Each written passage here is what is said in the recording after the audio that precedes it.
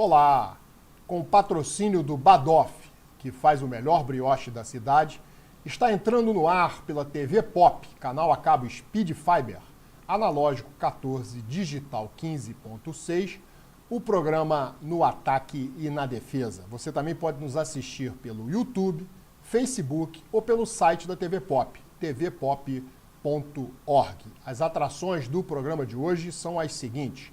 No primeiro bloco, o enfoque vai ser Campeonato Carioca, semifinais, Fluminense, Vasco, Flamengo e Madureira. No segundo bloco, vamos falar de Campeonato Brasileiro, jogos válidos pela quarta rodada, Palmeiras e Fluminense, Santos e Vasco da Gama.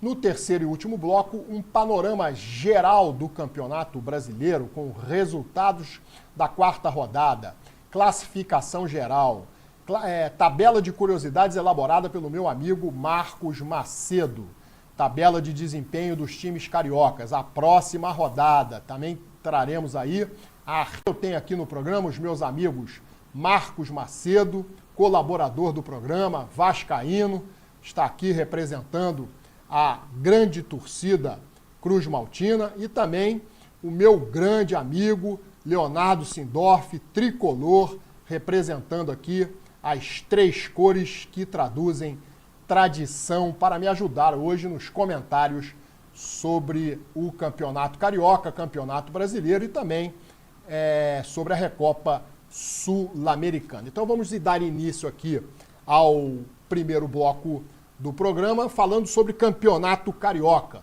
Tivemos ontem no Maracanã, para um público de 38.449 torcedores, Fluminense e Vasco, jogo de volta.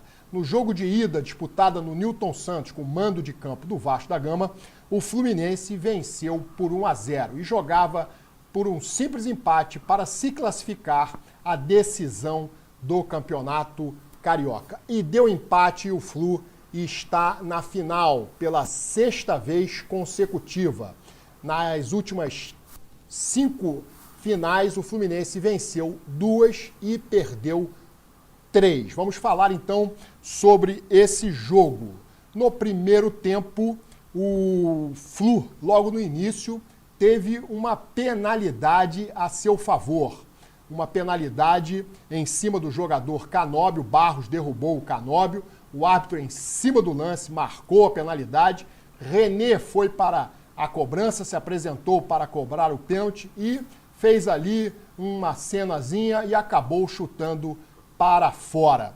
Esse gol deu uma injeção de ânimo no time do Vasco da Gama e, evidentemente, o Vasco foi para a pressão em cima do Fluminense e tanto que insistiu que fez 1-0, gol do Robert Renan. Gol esse que só foi confirmado pela arbitragem após consulta do VAR, porque o auxiliar marcou na jogada impedimento inexistente. Então, o VAR teve que rever a jogada e confirmou a posição legal do zagueiro vascaíno. Vasco 1, Fluminense 0. Na minha opinião, o Vasco foi melhor no primeiro tempo, teve mais posse de bola e mais finalizações do que o Fluminense, que quase não ameaçou o gol defendido pelo Léo Jardim. Teve essa grande oportunidade no pênalti desperdiçado pelo René a 1 minuto de jogo e depois só quem jogou, na minha opinião, foi o Vasco da Gama. Mas agora eu quero saber aqui dos meus convidados a análise do primeiro tempo de Fluminense e Vasco da Gama. Vamos começar aqui pelo Léo Sindorf. Léo, como você viu o primeiro tempo do Fluminense contra o Vasco da Gama e o pênalti desperdiçado pelo René logo a 1 minuto de jogo? Primeiramente, boa tarde, Pachá, boa tarde, Marquinhos, amigos. Falando um pouco sobre o jogo de ontem, né? O Vasco, na minha opinião, fez um grande primeiro tempo. O René perdeu aquela oportunidade logo com 1 minuto, como você mesmo mencionou, Pachá. O primeiro tempo foi totalmente do Vasco, né? Os goleiros praticamente não fizeram nenhuma defesa. Eu já estava até comentando aqui com o Marquinhos, o Vasco muito bem postado em campo. O Fluminense praticamente não conseguiu realizar nenhuma ação ofensiva. E acredito que o segundo tempo... Não, o segundo nós vamos falar sim, depois. Sim. Então, Primeiro tempo, primeiro o tempo Fluminense então não foi bem. não foi bem. O primeiro tempo foi totalmente vascaíno ontem, com certeza. Então vamos à opinião do Marcos Macedo sobre o primeiro tempo de Vasco da Gama 1, Fluminense 0. Isso aí, boa tarde para todo mundo, boa tarde Pachá, boa tarde Léo. O primeiro tempo o Vasco começou dando sorte do René perder o pênalti, porque ali seria uma questão psicológica muito grande contra o Vasco. Estão falando desse pênalti do René perder, mas ele é muito bom batedor de pênalti, ele já bateu vários pênaltis decisivos para o Fluminense, para o Flamengo também, quando ele jogou pelo Flamengo. Pelo que eu estou lembrando aqui na Libertadores, ele quando aquela disputa com o Emelec, ele foi nos converter o pênalti. E aí, depois desse pênalti, o Vasco realmente fez um jogo muito bom no primeiro tempo, conseguia fazer bem um jogo diferente do Fernando Diniz, a transição, né, um jogo mais de transição rápida, de defesa para o ataque, com David, velocidade, mudou, né, botou David, Brenner, jogadores mais velozes. Lembrando que o Vasco está com o treinador interino, o Bruno Lazzaroni. Bruno Lazzaroni, que é filho do Sebastião Lazzaroni. Filho, tá. E aí o Vasco realmente no primeiro tempo mereceu o resultado, né? Deu uma esperança grande pro nosso torcedor, e só que aí depois a gente vai falar sobre o segundo tempo.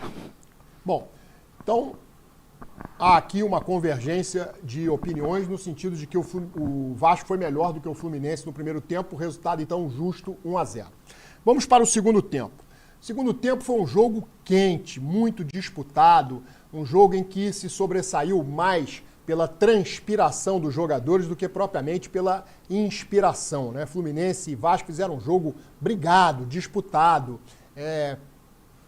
pau a pau, mas o Vasco ainda, na minha opinião, estava mais bem estruturado em campo. O Fluminense sentiu que precisava do empate, os jogadores ficaram um pouco nervosos, teve algumas disputas de bola muito quente, mas o Vasco estava bem na partida. E aos 25 minutos, o Vasco teve a chance de ampliar o marcador, assim como o Fluminense teve a chance no primeiro minuto de jogo, num pênalti desperdiçado pelo René, o Vasco teve a sua chance aos 25 minutos de provavelmente fazer 2-0 e matar o jogo e se classificar para a decisão.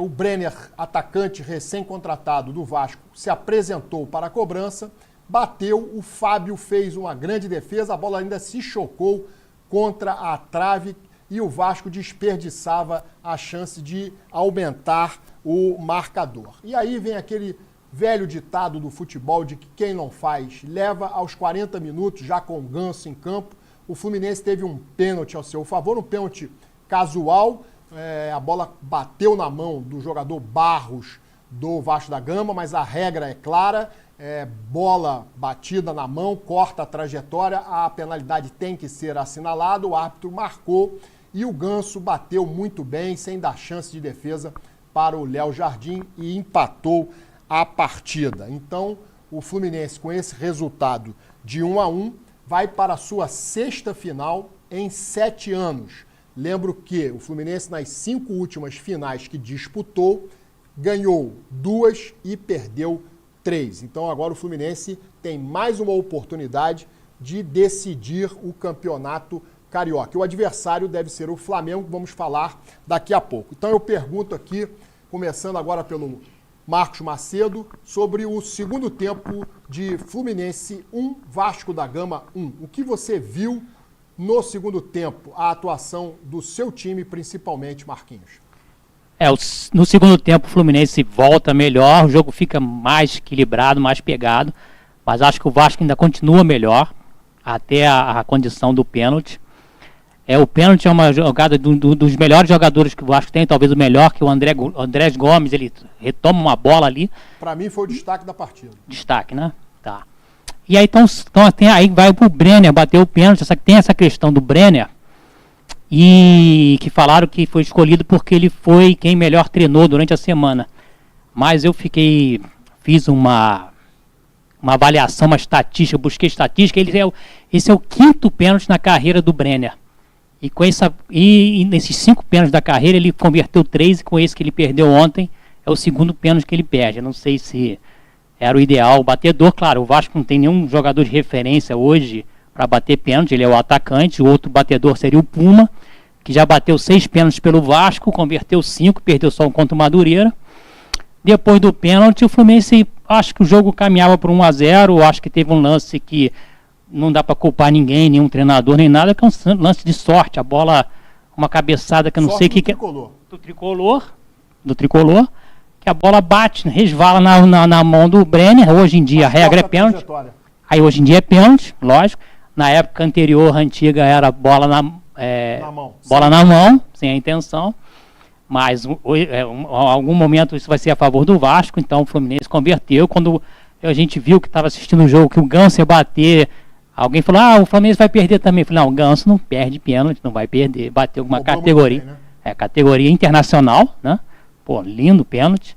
E aí o Fluminense fez aquele jogo tranquilo de administrar o resultado. O Vasco nem teve mais chance. Dava para perceber que você, com a vantagem ali, faltava poucos minutos para acabar. E o Fluminense ganhou. Eu acho que é uma oportunidade que o Vasco tinha para fazer uma disputa de campeonato com o Flamengo, porque pegaria o Flamengo numa fase que o Flamengo está, não é crise, mas o Flamengo está em turbulência, seria uma oportunidade para quebrar um jejum. Não vai ter essa oportunidade. Teve a última decisão com o Flamengo, eu acho que foi em 2019. Perdeu. E perdeu quando foi para cá, não lembro. E tá aí, o Vasco então, né, agora o Vasco vai ter o Campeonato Brasileiro, tem 10 dias para treinar. E vamos ver o que acontece. Eu acho que o time piorou muito, esqueci de falar, com as substituições. As substituições foram muito ruins. Ele tirou o David, ele tirou os jogadores que... O Brenner, tudo bem. O jogador Denis estava muito bem, o Adson entrou mal, o Nuno mal. Não, o Vasco caiu muito. Se a gente rever o jogo, você vai ver que o Vasco caiu muito nas substituições. Marquinhos, a atuação do Vasco me surpreendeu. Achei que o Vasco foi muito bem no jogo de ontem. Achei que ficou aí um alento para o torcedor de poder esperar uma mais entrega desse time vascaíno. Sim, é um time que surpreendeu todos os torcedores. É um time que, se você fizer um jogo de transição agora, tem velocidade para isso, né? Eu acho que deu uma esperança. Tem Andrés Gomes, tem bons jogadores. Você tem aquele Rojas, que é muito bom, tem Andrés Gomes, laterais bons. Mas foi uma boa partida do Vasco, então. E foi um bom entretenimento. Resultado de eliminação. Eu acho que foi um bom entretenimento até para quem é de outra torcida. Foi um jogo então eu gostoso. Pergunto a você, rapidamente, aponte o destaque do Vasco no jogo de ontem. É o Andrés Gomes de novo. Tá. Leonardo Sindorf, sob o ponto de vista tricolor, como foi o segundo tempo da partida entre Vasco e Fluminense? Concordo com o Marquinhos, o jogo seguia equilibrado, né? O Fluminense voltou um pouquinho melhor, pouca coisa, né? Nada assim que sobressaísse mais. Se o Vasco convertesse o pênalti aos 25 minutos, creio eu que a partida estaria definida. E na minha opinião, Pachá, o grande diferencial do Fluminense foi a partir dos 30 minutos, as 3 substituições, as entradas de Savarino, Ganso e o Arana. O Fluminense conseguiu jogar uns 5, 10 minutos, que não havia acontecido durante a partida inteira. Aí é aquela questão, né, Marquinhos? Começa a quebrar a linha, os espaços começam a aparecer, o Ganso com todas as dificuldades, com toda a parte física, mas ele faz a diferença, ele enxerga de uma maneira diferente. O Arana entrou bem pela esquerda também, Savarino também fazendo o balanço ali pela esquerda. Então o diferencial do Fluminense foram essas 3 mexidas. Foram 3 mexidas que fizeram a diferença, tanto que o gol de pênalti saiu aos 43 minutos. O jogo seguia equilibrado, os goleiros sem muito, né, muitas intervenções durante o jogo praticamente. Né, o Fábio não fez uma defesa, assim, nem o Léo Jardim tiveram defesas de destaque no jogo. Então eu creio, Pachá, que essa foi a diferença. A entrada desses 3 jogadores destaque aí... do Fluminense, na sua opinião, no jogo de ontem? Eu acho que o diferencial pelo pouco tempo, mas foi o Ganso. Pela mexida, pela articulação e pelo pênalti super bem cobrado. Agora, rapidamente, na sua opinião, Léo, e eu também quero a opinião do Marcos Macedo, resultado justo ou não? Eu acho que pelo empate foi justo, né? Mas o Fluminense tinha a vantagem do primeiro jogo, aí teve a oportunidade de ir para a final. Mas o resultado em si, o 1-1, tirando essa questão do primeiro jogo... Os dois que, né? Na minha opinião, né, o Vasco foi melhor na partida do que o Fluminense? Eu acho que a maior parte do jogo, o Vasco equilibrou e foi até um pouco melhor. Então, tá bom. Sendo que o Fluminense, nesses 5 minutos, e nessas nessas mudanças é que fez a O diferença. Fluminense foi não desistir e buscar Sim. o resultado, evitando que a partida fosse para o E a felicidade dessas 3 substituições aí que fizeram a diferença em 5, 6 minutos. O Fluminense jogou o pouco para fazer um gol de empate e ir para a final. Bom, tivemos aqui a análise de Vasco da Gama 1, Fluminense 1. Fluminense com o resultado classificado para a final. A outra vaga vai ser decidida no jogo de hoje à noite no Maracanã, às 9 horas, entre Flamengo e Madureira. Eu vou passar já a escalação, provável a escalação do Flamengo contra o Madureira. Segundo o site ge.com, Andrew, Royal, Léo Ortiz, Vitão e Alexandro, Everton Araújo, De La Cruz e Carrascal ou Luiz Araújo, Paquetá, Cebolinha ou Samuel Lino e Pedro. Estão fora o Saul, contundido, e Léo Pereira, Pulgar, Jorginho e Bruno Henrique, poupados. O Flamengo precisa de um empate ou uma derrota de até 2 gols de diferença, classifica o Flamengo. Se o Madureira fizer 3 gols de diferença, a disputa vai para os pênaltis, e o Madureira, para levar a classificação diretamente e eliminar o Flamengo, tarefa, na minha opinião, difícil, mas não impossível, se tratando de futebol, terá que fazer 4 gols de diferença. Então, o jogo é daqui a pouco, às 9 horas, no Maracanã. Torcida não deve comparecer em número elevado, porque está insatisfeita aí com o desempenho do Flamengo. Mas acredito que o Flamengo vai confirmar a sua vaga para decidir com o Fluminense. Então, nós temos aqui agora 3 imagens. A primeira imagem é a do Vasco eliminado. A torcida tricolor vai ficar satisfeita agora com o Vasco eliminado pelo Fluminense. O Fluminense deu o troco, já que foi eliminado pelo time do Vasco na Copa do Brasil. Vamos ver agora a imagem dos últimos campeões cariocas. Últimos campeões cariocas, há ali uma predominância da dupla Fla-Flu. A partir de 2019, Flamengo e Fluminense são os times que conseguem conquistar o Campeonato Carioca e provavelmente vão decidir em 2026. E agora, as últimas 10 finais. As últimas 10 finais. Campeões e vices das últimas 10 finais. O Flamengo vai para a sua 8ª final. Em 10 anos, nas últimas 7, o Flamengo venceu 5 e perdeu 2 exatamente para o Fluminense em 2023 e 2022. O Tricolor também foi derrotado pelo Flamengo em 2017, 2020 e 2021 e, finalmente, no ano passado, em 2025, o Flamengo também levou vantagem sobre o Fluminense. Grande expectativa para mais um Fla-Flu decisivo. Flamengo e Fluminense vem aí, então, dominando o futebol carioca. O último título do Botafogo foi em 2017 ou 18.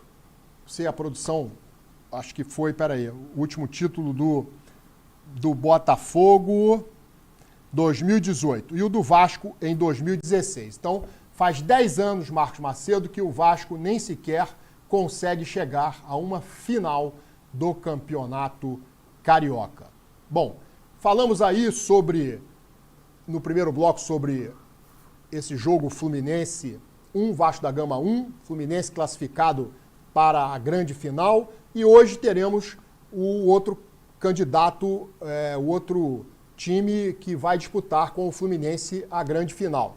O Flamengo leva uma grande vantagem sobre o seu adversário, deve confirmar a vaga e teremos então um Fla-Flu na final. Rapidamente, eu gostaria de saber do Marcos Macedo, para você, confirmando-se Fla-Flu na final, Marcos, quem você aponta como favorito? O Fluminense, que vem jogando melhor, ou o Flamengo, que sabidamente tem um time bem mais técnico, um elenco bem mais encorpado do que o do Tricolor? Rapidamente. Tecnicamente, o Flamengo é melhor. Os dois times sem condição, sem artilheiro. Puta, quem vai ganhar? Jogo único. Deve ir para pênalti, mas... Favorito, deve ir para pênalti. O favorito é pênalti. Quem vai ganhar? Putz. Favorito, não sei. Marquinhos, não é quem vai ganhar, é só o favorito. O favorito? O favorito é o Fluminense. Fluminense, tá. Leonardo, favorito. Não é quem vai ganhar. Aqui não adianta a gente fazer exercício de adivinhação. É favorito. Favorito. Quem entra como favorito nessa grande final, confirmando isso aí, o Fla-Flu na decisão, eu espero. Eu acho que o Flamengo não vai dar esse vexame de perder a vaga para o Madureira, que precisa de 3 ou 4 gols para eliminar o Flamengo. Léo, quem é o favorito? Eu vou entrar como Fluminense favorito também. Tá, então na opinião do Marcos Macedo e do Leonardo Sindorf, o Fluminense é o favorito, caso se confirme o que eu espero que vá acontecer. A expectativa é essa, um Fla-Flu na decisão. Bom, chegamos aqui ao fim do primeiro bloco do programa No Ataque e na Defesa. O intervalo é rápido, voltamos já com o segundo bloco e o assunto Campeonato Brasileiro. Não saiam daí, nós voltamos em seguida.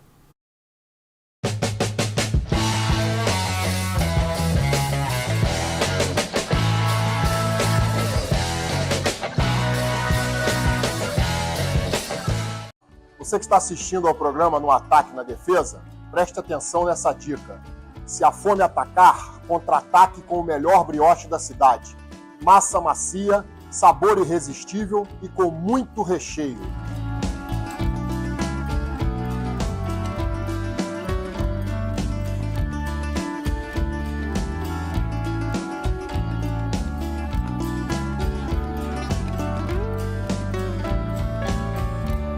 Pensou brioche? Pensou?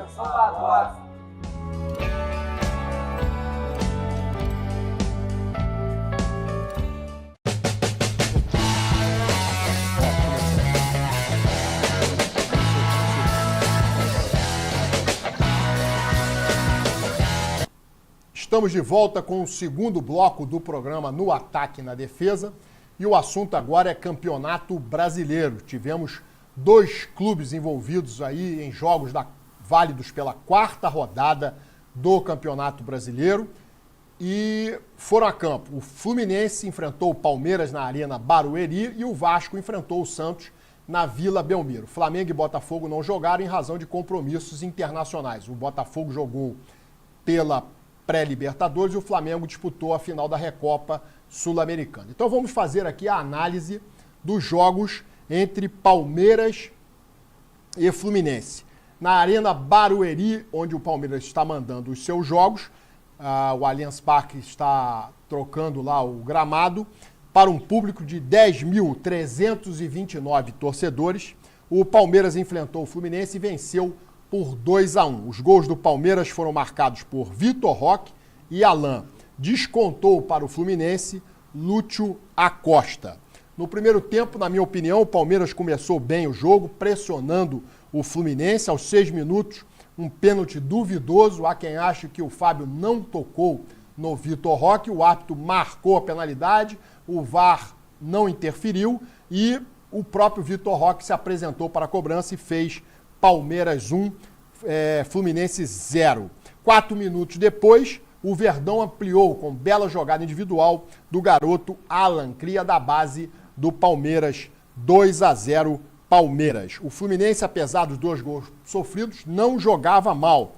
Equilibrou o jogo e aos 39 minutos ainda do primeiro tempo, Lúcio Acosta descontou. O jogo era muito bom, o segundo tempo começa quente, o Fluminense volta disposto a empatar a partida, o Fluminense pressiona o Palmeiras, perde algumas chances, o Palmeiras coloca bolas na trave, então os dois tiveram oportunidade de fazer gols, o Fluminense de empatar e até quem sabe virar, o Palmeiras de aumentar o placar. Foi um jogo lá e cá, um jogo franco, um jogo bom de se ver, com 2 equipes competitivas, disputando a bola com muita vontade, a técnica também bastante elevada nessa partida. Então foi um jogo que eu diria um dos melhores jogos até aqui do Campeonato Brasileiro. Então, jogão, mas o Fluminense não conseguiu empatar e acabou derrotado 2-1. Vou falar aqui com o meu amigo Léo Sindorf sobre essa partida Fluminense 1, Palmeiras 2 na Arena Barueri. Exato, Pachá. Eu acho que a falta de sorte do Fluminense foi ter levado os gols logo no início do jogo, né? Porque competiu de igual para igual com o Palmeiras o jogo inteiro. O Lúcio Acosta fez um partidaço. O time todo jogou bem, né? Segundo tempo também foi lá e cá. E a gente tem que contar, né, Marquinhos, jogando na grama sintética, né? A Arena Barueri, e o jogo se torna totalmente diferente. O Fluminense não sentiu o gramado sintético, jogou de né? igual, teve chance de empatar, teve até chance de poder fazer 2 gols e virar, Sim. o Palmeiras de aumentar para 3-1. Foi um jogo franco, um jogo aberto, um jogo, para mim, me agradou bastante, de 2 times que procuraram do primeiro ao último minuto a vitória. Acredito que Acho esse que jogo, sim, merecia a melhor sorte, pelo menos sair com um empate. pelo menos o empate seria o resultado mais justo, né, desse jogo aí. Então te agradou a tua... Me agradou, o Fluminense em cima, não fez os 2 gols, né? A gente ficou um pouco... o que vem por aí, né? Mas aí, com 2-0 atrás do placar, o time começou a jogar, né? O Lúcio fez, repetindo, uma grande partida, fez a diferença. Acredito que se o Zubeldia tivesse, se o Fluminense tivesse com o Kennedy em campo, junto com o Lúcio, poderíamos ter uma sorte melhor no primeiro tempo, porque o Lúcio, ele faz esse último terço ali, e o Kennedy jogando de costa pro gol, né? Acredito que o Fluminense poderia incomodar ainda mais o Palmeiras. Mas a questão de poupá-lo, né? O Kennedy entrou no segundo tempo. Mas, no geral, foi uma grande partida, e o Fluminense pode ter... deixa um pouco de esperança.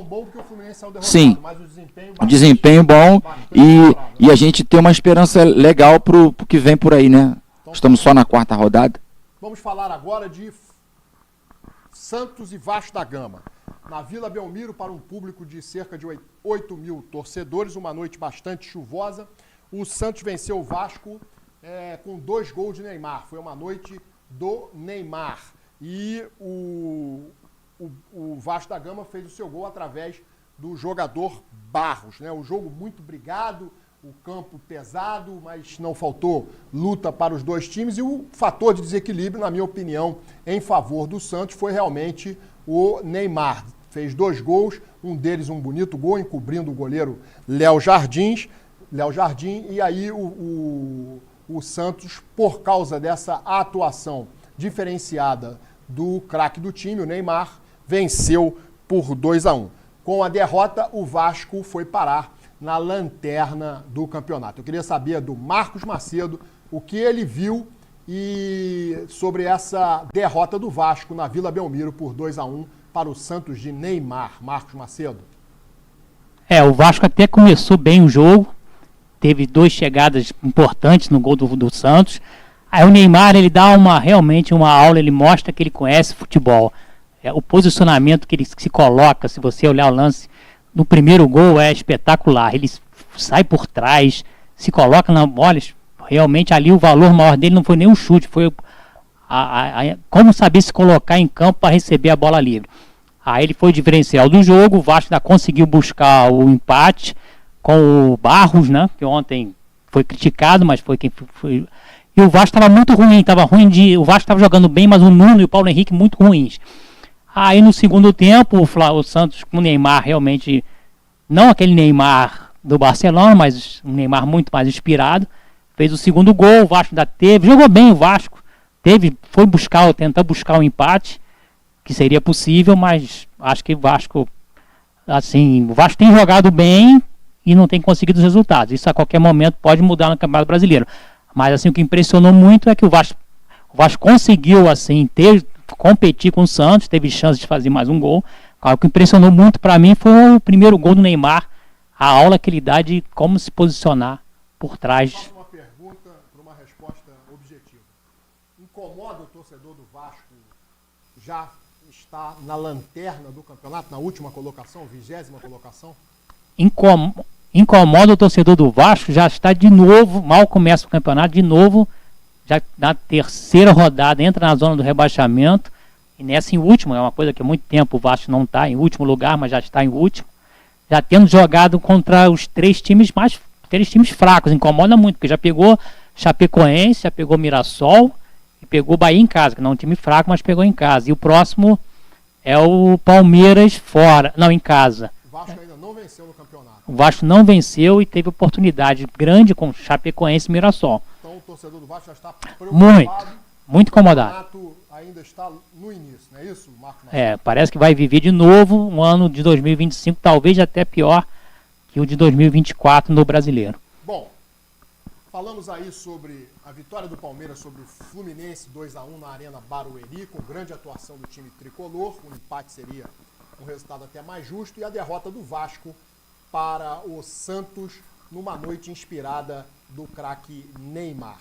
No terceiro e último bloco, nós vamos aí passar um raio-x, um panorama geral do Campeonato Brasileiro e também teremos como assunto a Recopa Sul-Americana, com a perda do título do Flamengo para o Lanús.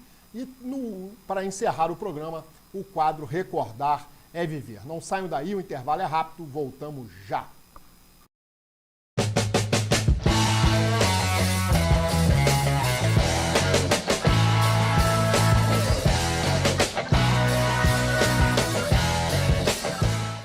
Você que está assistindo ao programa No Ataque na Defesa, preste atenção nessa dica. Se a fome atacar, contra-ataque com o melhor brioche da cidade. Massa macia, sabor irresistível e com muito recheio.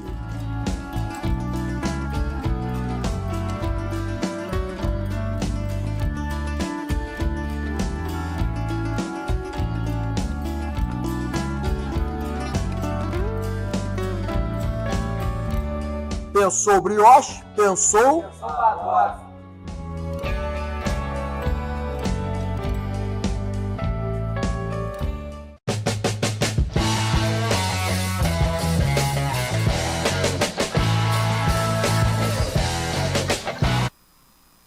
Estamos de volta com o terceiro e último bloco do programa No Ataque na Defesa. E agora vamos fazer aí um raio-x do Campeonato Brasileiro. Começando aí pelos resultados que a produção vai colocar na tela da quarta rodada. Tivemos Bragantino 1, Atlético Paranaense 1, Curitiba 0, São Paulo 1, Palmeiras 2, Fluminense 1, Remo 1, Internacional 1, Cruzeiro 1, Corinthians 1, Grêmio 2, Atlético Mineiro 1. E fechando a rodada, Vasco da Gama. A produção vai mudar aí a tela. Santos 2, Vasco da Gama 1. Lembrando que Flamengo e Botafogo não foram a campo em razão de compromissos internacionais. Vamos ver aí com esses resultados a classificação do Campeonato Brasileiro até a quarta rodada. Classificação na tela para vocês. Nós temos ali em primeiro lugar o Palmeiras, tem 10 pontos em 4 jogos com 3 vitórias, seguido do São Paulo, que também tem 10 pontos e 3 vitórias. O Corinthians é o terceiro com 7 pontos, seguido do Bahia na quarta colocação com também 7 pontos, e o Fluminense com 7 pontos é o quinto colocado. Entre os cariocas, o Flamengo ocupa a 11ª posição com 4 pontos e 3 jogos, o Botafogo também com 3 jogos é o 14º com 3 pontos, e na lanterna do campeonato com 1 ponto só conquistado em 4 jogos, o Vasco da Gama. Vamos agora para a tabela de curiosidades elaborada aqui pelo meu amigo que está presente aqui no programa hoje, o Dr. Marcos Macedo, colaborador do programa. Vamos ver aí a tabela de curiosidades elaborada pelo Marcos Macedo. Melhor ataque, Palmeiras, 12 gols. Melhor defesa, São Paulo e Bahia, 2 gols sofridos. Pior ataque, Bragantino, Inter e Vasco, apenas 3 gols marcados. Pior defesa, Cruzeiro, 9 gols sofridos. O melhor mandante é Palmeiras, Grêmio, São Paulo e Fluminense, todos com 6 pontos conquistados. Pior mandante, Curitiba e Inter, ainda não venceram em casa. Melhor visitante, o Bahia, fez 6 pontos. Piores visitantes, Vasco, Atlético Mineiro, Botafogo, Santos, Grêmio e Vitória não pontuaram na condição de visitante. Internacional e Cruzeiro estão na zona do rebaixamento desde a primeira rodada. Vamos agora ver aí a tabela de desempenho dos cariocas. Tabela de desempenho dos cariocas na competição. Fluminense, 7 pontos, 2 vitórias, 5 gols próprios. Mandante, 6 pontos, visitante, 1 ponto apenas. Agora temos o Flamengo com 4 pontos, 1 vitória, 4 pontos ganhos. Não, 4 gols próprios, 1 ponto como mandante, 3 pontos como visitante. O Botafogo tem 3 pontos conquistados, uma vitória, 7 gols próprios, 3 pontos como mandante. Foi uma vitória sobre o Cruzeiro na primeira rodada por 4-0. E o Vasco apenas 1 ponto, um empate com a Chapecoense. O Vasco fez 3 gols, marcou 1 ponto como mandante e nenhum ponto como visitante. Vamos agora ver a artilharia do Campeonato Brasileiro. Artilheiros na tela: Carlos Vinícius do Grêmio e Danilo do Botafogo, 4 gols. Breno Lopes do Coritiba e Vitor Roque do Palmeiras em segundo, estão com 3 gols marcados. Vamos agora para a próxima rodada. A 5ª rodada será disputada no dia 11 de março. Teremos Atlético Paranaense e Botafogo na Arena da Baixada às 19 horas. Flamengo e Cruzeiro no Maracanã às 9h30 da noite. Reencontro do Tite com a torcida do Flamengo. No dia 12 de março, quinta-feira, o Remo recebe o Fluminense no Mangueirão às 19 horas. E o Vasco da Gama enfrenta o líder do campeonato, o Palmeiras, em São Januário, às 19h30. Bom, fizemos aí um raio-x geral do Campeonato Brasileiro. Eu vou perguntar aos meus convidados aqui, Leonardo Sindorf, tricolor, e Marcos Macedo, vascaíno, não, apenas uma resposta objetiva. Até agora, já dá para saber quem são os times que lutam pelo campeonato, por Libertadores, por Sul-Americana, ou por rebaixamento, ou é ainda muito prematuro para se fazer qualquer prognóstico nesse sentido? Léo Sindorf. Prematuro, Pachá. São algumas competições paralelas, né? Então a gente está entrando na 4ª rodada, temos aí Campeonato Carioca, Libertadores. Não esquentou o campeonato? Então não esquentou, não. Mas então eu vou mudar a pergunta. Não acredito. O Fluminense até aqui no Campeonato Brasileiro, te agrada as atuações do Tricolor? Sim, sim. Esses 4 jogos aí o time tem uma Teve bom desempenho. tá demonstrando um bom desempenho, né? O Zubeldia tá rodando o elenco, tá fazendo todo mundo jogar. Então acredito que o Fluminense está fazendo um bom início, sim, de campeonato, com certeza. Marcos Macedo, sua opinião sobre se há como definir já alguma coisa, muito cedo, e a campanha do Vasco, rapidamente. Não, prematuro, lógico, é muito cedo para definir. Definir não, a questão do Palmeiras parece que não, né? Acho que Palmeiras e Flamengo vão estar sempre entre os favoritos, né? Rebaixamento não dá para dizer. E a outra pergunta, desempenho do Vasco, pô, tá muito ruim, não tem ninguém que sabe fazer gol no Vasco. Como é que vai resolver essa questão? Eu não sei ainda. Vamos ver se aquele lourinho, né, vai ser esse jogador, o He-Man, né? E o Vasco, apesar de tudo, desempenho, que você perguntou, o Vasco tá jogando bem, só que não ganha. Não ganha porque não sabe fazer gol. Mas acho que pelo time, o Vasco hoje em dia tem até reposição. O Vasco sair dessa situação. Não, o Vasco sai. O Vasco tá com um elenco bom, tem peças de reposições boas. Sofrer como na temporada passada, né? Isso é difícil, né? mas não vai ficar pelo rebaixamento, não. Acho que o time tem boas reposições. Ele tá... Briga por Libertadores? Não briga não, apesar que eu sei que parece que o Vasco está aguardando uma verba para a segunda janela, quando abre a segunda janela, que é uma janela melhor que a primeira, onde ele pretende fazer umas contratações melhores. Eu tive essa informação, mas assim, Vasco não vai liberar. Então, o objetivo é Sul-Americana, na tua opinião? Sul-Americana, tá ótimo. Então tá bom. Vamos lá. Vamos agora falar, deixar um pouco o Campeonato Brasileiro de lado e vamos falar sobre pré-Libertadores, né? O Botafogo jogou no Newton Santos na terça-feira passada contra o Nacional Potosí, venceu por 2-0, gol de Alex Telles e Danilo, e passou de fase. Amanhã o Botafogo enfrenta o Barcelona de Guayaquil, do Equador, no Newton Santos, às 9h30. Botafogo... Não, aliás, o primeiro jogo acho que é no Equador, né? Dia 10 de março é que é o jogo da volta, no Newton Santos. Bom, então o Botafogo aí passou de fase. Já o Bahia ficou pelo caminho, venceu o O'Higgins do Chile por 2-1, mas perdeu a vaga nos pênaltis. Agora, o assunto de maior destaque do programa, a Recopa Sul-Americana.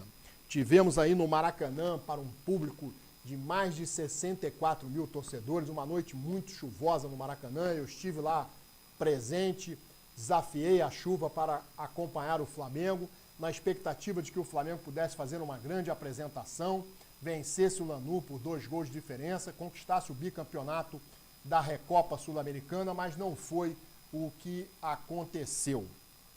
O Flamengo, na prorrogação, acabou vencendo o jogo por 2-1, né, no tempo normal. Na prorrogação, como havia perdido a partida de ida na Argentina por 1-0, o Flamengo na prorrogação foi derrotado por 2-0. Então o placar final foi 3 para o Lanús, 2 para o Flamengo. No placar agregado, somando as 2 partidas na Argentina e no Rio de Janeiro, 4-2 Lanús. O Flamengo, então, em pleno Maracanã, ficou com o vice-campeonato da Recopa. Isso já havia acontecido na temporada de 2023, quando o Flamengo, nos pênaltis, perdeu a Recopa para o Independente Del Valle. O Flamengo conquistou a Recopa Sul-Americana sob o comando de Jorge Jesus em 2020, batendo esse mesmo Independente Del Valle.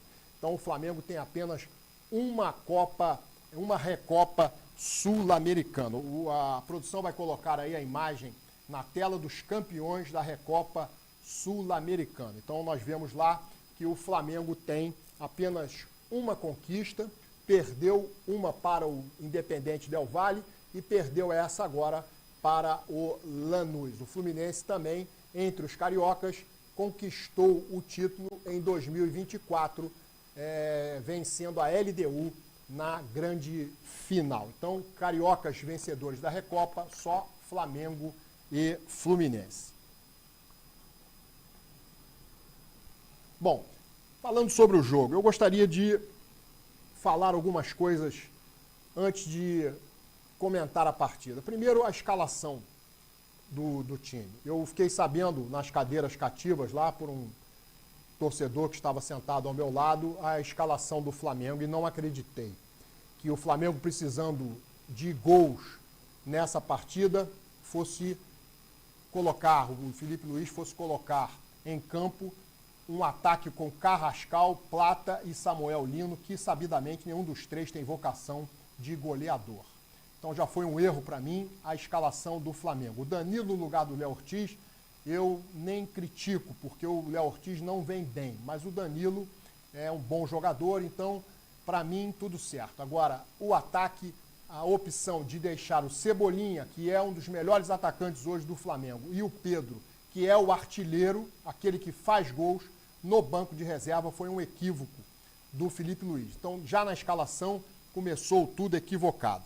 E aí, vamos passar para a atuação. A atuação do time, não faltou empenho, não faltou vontade, mas tem jogadores no time do Flamengo muito abaixo ainda da sua melhor condição técnica.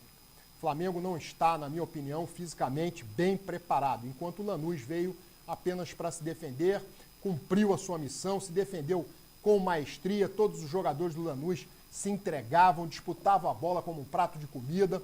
O Lanús foi justo e merecedor dessa conquista. Mas o Flamengo deu aí, por erros técnicos, chances, né, para o Lanús se sagrar campeão dentro do Maracanã. Primeiro com aquele erro do Ayrton Lucas com o Rossi. O Rossi não tinha que estar tão adiantado, quase no meio de campo, para entregar a bola para o Ayrton Lucas. O Ayrton Lucas pensou errado a jogada, devolveu para o Rossi escorregou, o Castilho então se aproveitou dessa situação, tirou o Rossi da jogada e chutou quase do meio de campo, um pouco à frente do meio de campo, para fazer Lanús 1, Flamengo 0. Então o Flamengo, que já tinha uma montanha para subir, ficou ainda mais difícil, mas foi buscar aí o empate num pênalti, num cruzamento do Varela, a bola bate na mão do jogador do Lanús, o árbitro marca pênalti, o Arrascaeta cobra e empata.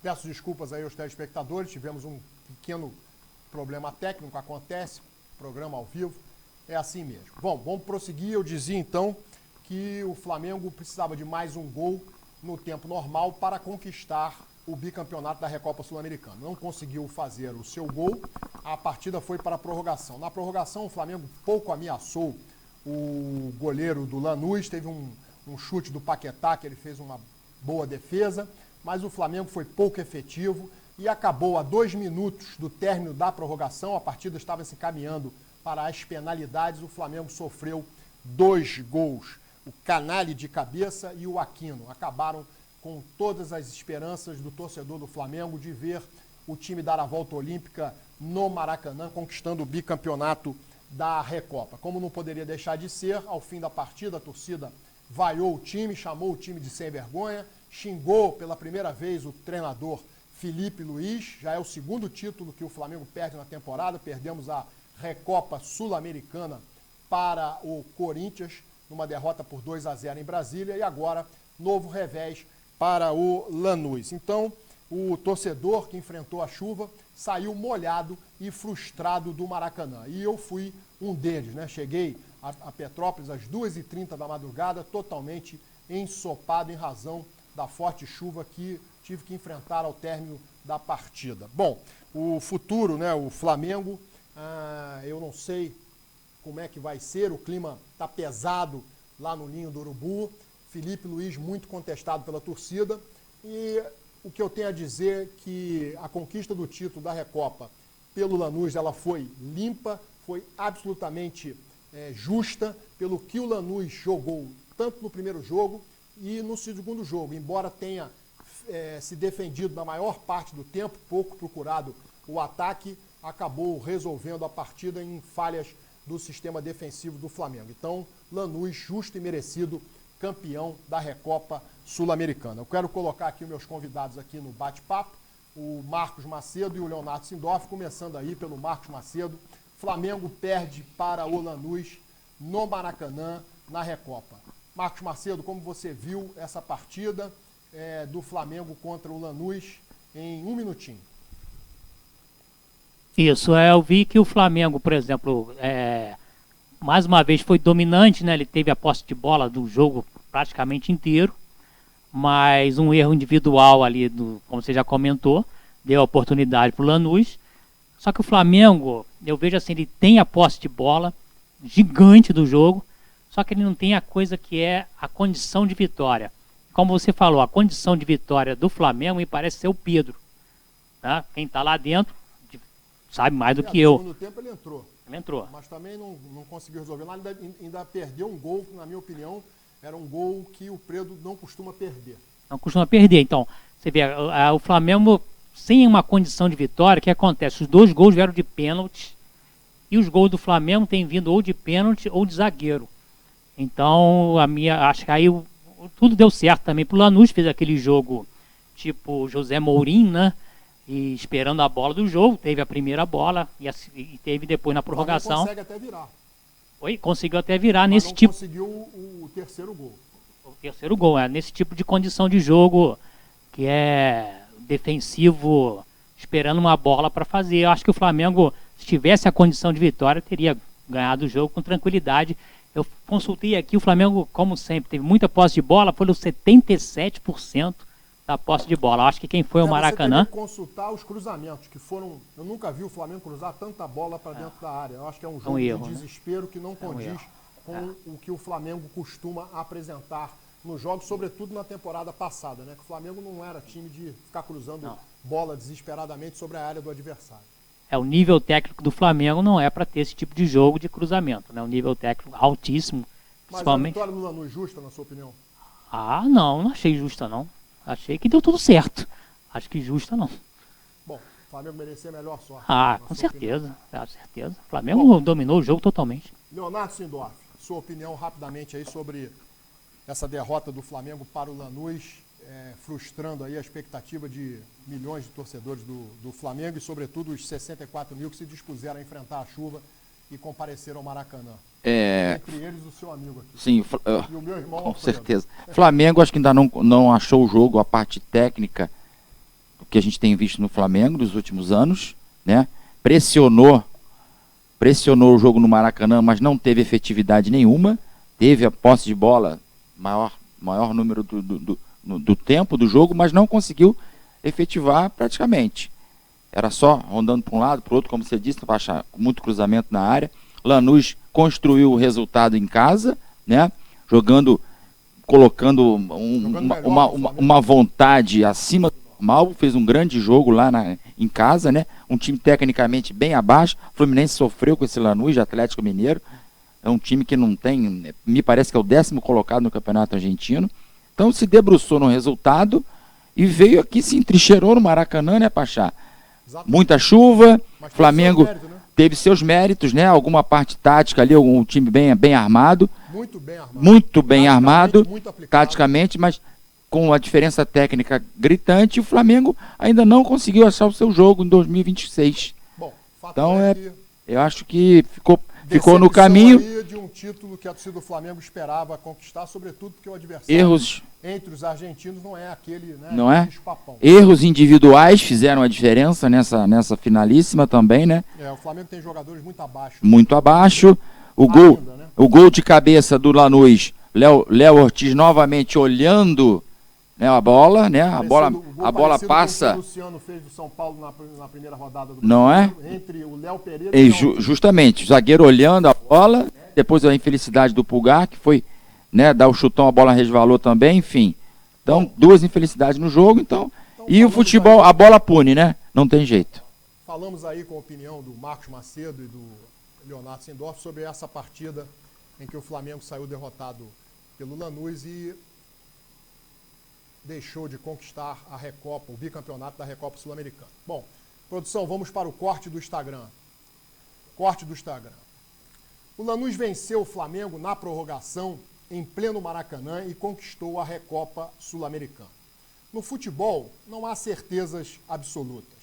Times fracos podem ganhar dos considerados mais fortes. Esse é o encantamento do futebol e o que o difere das outras modalidades esportivas. O torcedor, no seu desabafo, chamou o time de sem vergonha. O exagero do tom é compreensível pela expectativa criada pelo nível que o time alcançou na temporada passada. Mas no Flamengo,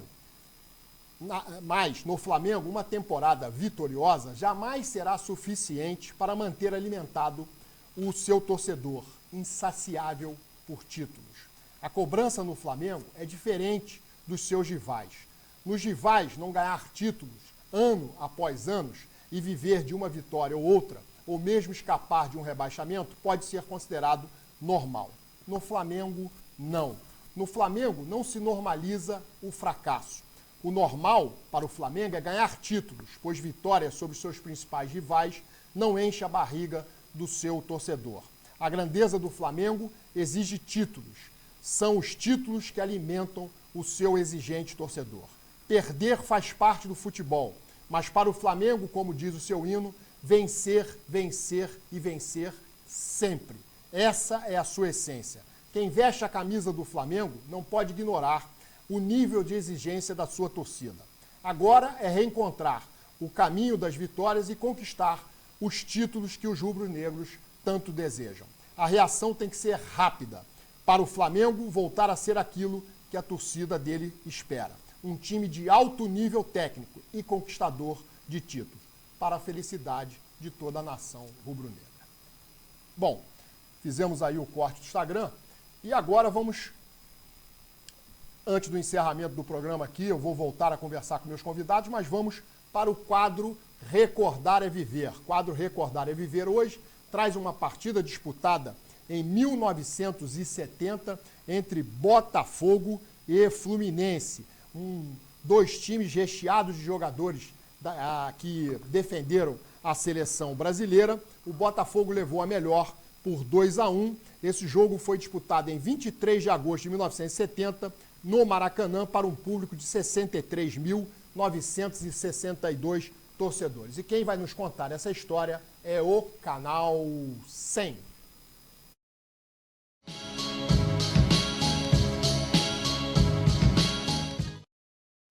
Um clássico do futebol carioca.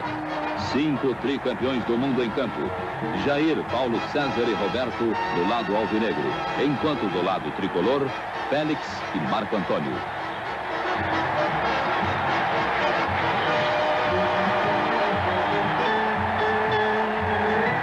O artilheiro Flávio tem o gol nos pés, mas o Birajara pega de susto. Era a primeira oportunidade para o Fluminense, que virou o primeiro turno na ponta da tabela como favorito.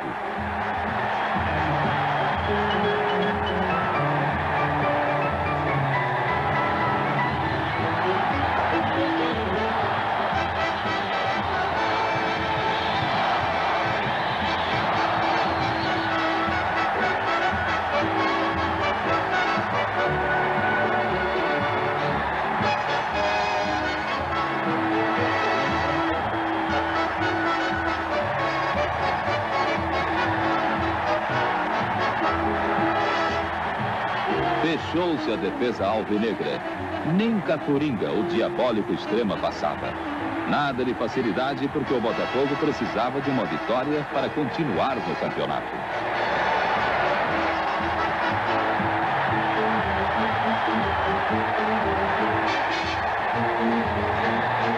Zagallo, o estrategista aplicado, mexeu no time e o Botafogo voltou com outra ginga no tempo final.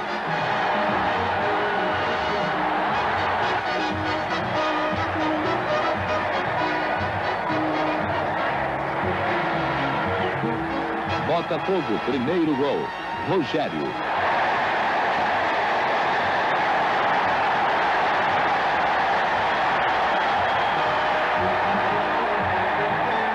Reage o Flu e Lula, que levava a chance, sofre falta na entrada da área. Flávio, de curva.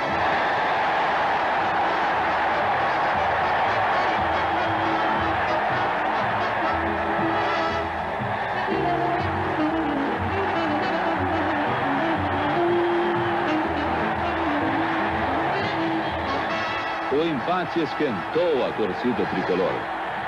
Mas essa alegria acabava com um gol de Jair à la Copa do Mundo.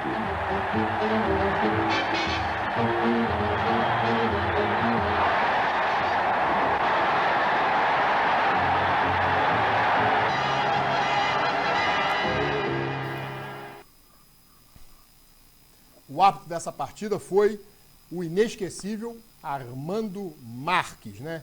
E craques do Fluminense, craques do Botafogo.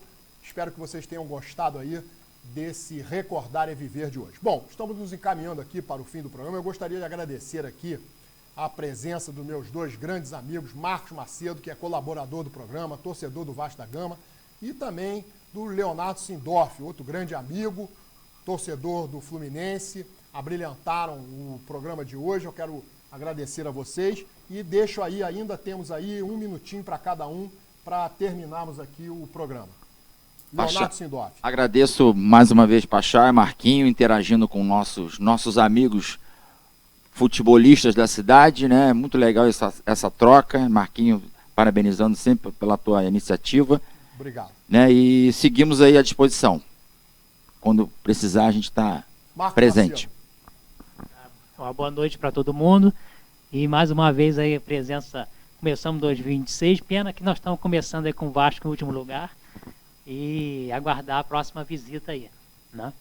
Bom, temos aí alguns minutinhos. Sim, queria uma Vocês pergunta. gostariam de fazer uma pergunta, né? Eu queria uma pergunta. Então, rapidamente. Você acha que com essas duas derrotas do Flamengo, Supercopa e Recopa, se instala uma crise? É possível ou não no Flamengo? Boa pergunta. Acho que o termo crise é um termo exagerado, assim como a torcida chamar o time de sem vergonha, um time que ganhou quase tudo na temporada passada. Mas o sinal de alerta está ligado, o desempenho está abaixo das expectativas do torcedor, daí os protestos, os xingamentos.